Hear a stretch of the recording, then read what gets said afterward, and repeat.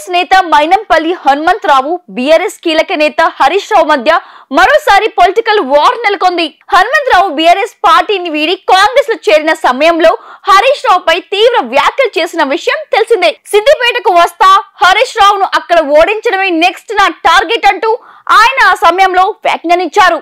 రుణమాఫీ విషయంలో హరీష్ రావుకు వ్యతిరేకంగా మైనంపల్లి సొంత నియోజకవర్గంలో మల్కాజ్గిరిలో ఇటీవలే ఫ్లెక్సీలు వెలిశాయి. దీంతో సోషల్ మీడియాలో హరీష్ రావు అనుచరులు మైనంపల్లి టార్గెట్ చేస్తూ విమర్శలు చేశారు. ఈ నేపథ్యంలో ఈ రోజు మైనంపల్లి సిద్దిపేటలో పర్యటించనున్నారు. దీంతో అక్కడ ఏం జరుగుతుందని టెన్షన్ నెలకొంది.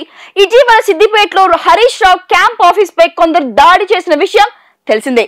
ఇదే మైనంపల్లి కుమారుడు మెదక్ ఎమ్మెల్యే రోహిత్ రావు పని అని సోషల్ మీడియాలో బీఆర్ఎస్ నేతలు ఆరోపించారు. భారీ నిరసన ర్యాలీ సైతం చేపట్టారు.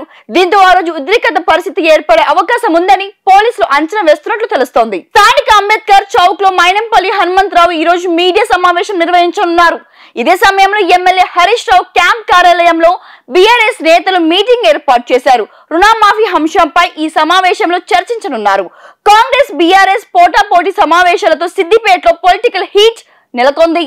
దీంతో పోలీసులు అప్రమత్తమయ్యారు. ఇరు పార్టీల సమావేశాల వద్ద భారీగా బందోబస్తు ఏర్పాటు చేశారు. ఇప్పుడు ఆపరేషన్ లేకుండానే మోకాళ్లకు ప్లాస్మా ట్రీట్మెంట్. మీ ఆర్థోపెడిక్ సమస్యలన్నిటికీ రోబోటిక్ టెక్నాలజీ ద్వారా తక్కువ ఖర్చుతో శాశ్వత పరిష్కారం. Free consultation. ప్రతి ట్రీట్మెంట్ పై 20% డిస్కౌంట్. ఈ ఆఫర్ కొద్ది రోజులు మాత్రమే. త్వరపడండి.